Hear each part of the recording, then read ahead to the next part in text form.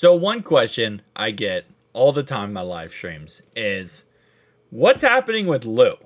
Luo Anarumo, the guy who last year it seemed like 100% we were going to lose to the Arizona Cardinals before they went ahead and chose Rich Gannon instead. And now, there's nothing this offseason about him. We heard Brian Callahan, his name being thrown around with 5, 6 different teams. There's a chance we're going to lose him. Different teams are potentially thinking about hiring him as a head coach. But what about Lou? Where, if we're being honest, last offseason, if we had to explain who was the better coaching official, I think everyone and their mom in Cincinnati would say it was Luo Anarumo. And obviously, again, we almost lost Lou last year. We almost lost Brian. We almost lost Dan Pitcher. So what's going on with Lou? Well, here's the thing. And this is why I still believe we will not lose Brian Callahan, is because there is so many players. And I say players, coaches is what I'm talking about. But there's so many coaches in this, free agency period, I will say. And there's only so many vacancies. So there's so many options right now if you want to go ahead and go get a brand new head coach. For example, Jim Harbaugh, the Michigan head coach, the Michigan legend, and obviously took the 49ers to a Super Bowl. He just interviewed yesterday with the LA Chargers. There is 8 coach vacancies teams. Right now, there is 8 teams that need a brand new coach.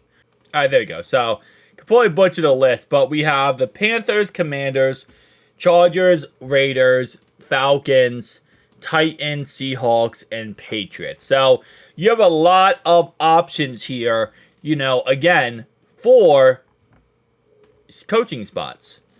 And then you can see right here, the Chargers have interview requests all of these guys. All of these coaches right here, plus Brian Callahan. All of these coaches, the Chargers have requested to interview. Same thing here with all these coaches, again, including Brian Callahan. So, when you have so many OCs, so many DCs, so many actual head coaches, Mike Vrabel's out there, Pete Carroll's out there, Bill Belichick's out there. You have so many options right now. You only have a limited amount of spots available.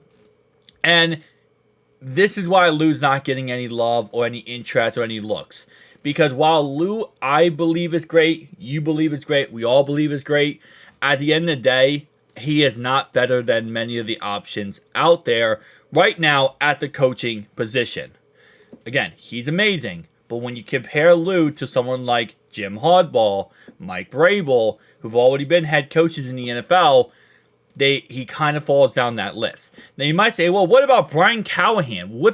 Are you telling me that Brian Callahan's a better coach than Lou? No, I don't believe Lou. I think Lou is 1,000 times better than Brian Callahan. Does not mean Brian Callahan's not a great coach. Brian Callahan is a great coach and a great guy. At the end of the day, though, you got to remember recency bias. All people think about is what happened recently. And recently in everyone's mind is the Jake Browning, Linsanian run, where he went ahead and won all those games, the end of this season. He had the best completion percentage of any quarterback through 18 weeks. He put up crazy yards, crazy touchdowns. He won improbable games, came back versus the Vikings, beat the Jacksonville Jaguars, right? All of these things he has done. Well, yes, he's going to get a lot of credit for. You know who else can get a lot of credit for it? Brian Callahan. You know who's going to get a lot of praise and job opportunity? Brian Callahan. So, because of all that, and then again, our defense did struggle this year. There's a fact of the matter is, again, I love Lou, but at the end of the day, I would be idiotic to say our defense definitely was not perfect this year. I'd be idiotic to say they were perfect this year. They were not perfect this year. And because of that, it definitely hurts, Lou's reputation of going to be a head coach. And when you got so many opportunities out there for head coaches and so little spots, you get to a point where you're like, well, is it really worth it to go with Lou, or should we go with somebody else? And that's when you get to a point now where you're like, okay, Lou is great, but there's so many other opportunities and so many other coaches we'd rather go with. And it's just it's a part of the process. I said this earlier this offseason, and I'll say it again. Last year, there wasn't as many coaching options available. There was vacancies, but there wasn't many coaching options available. And when you have less of a pool of great options, coaches like Lou, who is a great coach, is going to get the opportunity to be a head coach. But when you have all these legendary coaches available, it makes it harder and harder for Lou to be recognized / looked at after coming off of a season where his defense ranked 21st in the NFL. Like, that's not good. His defense was 12th on allowing the most points allowed in a game. I'm sorry, in the total entire season. His defense allowed the second most yards of any defense in this league this year.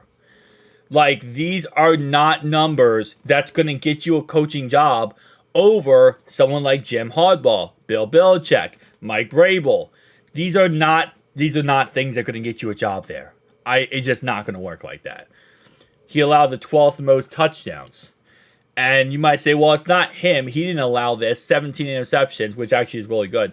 And you might say, well, this is not his fault. You know, he obviously just coaches the players. We have injuries, we had problems. And you are absolutely correct. We have had problems. We've had injuries. But the problem is, that's not what people look at. You know? When they're deciding which coach is best for the team, which coach should they go for, every time a coach is hired on an NFL team, there's a couple things they look at, right? Number one, who am I going to be able to get who does not cost me my job?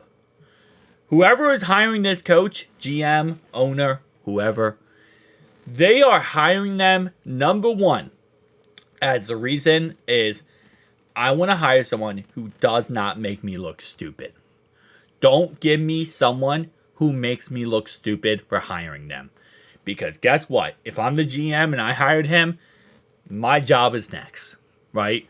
So that's number one that they look at. They don't want to look at a guy that potentially could cost them something in the future. Number two, they look at the track record. More, especially the recent track record. What happened last couple of weeks of the season? They do look at the whole entire season, and they do their due diligence.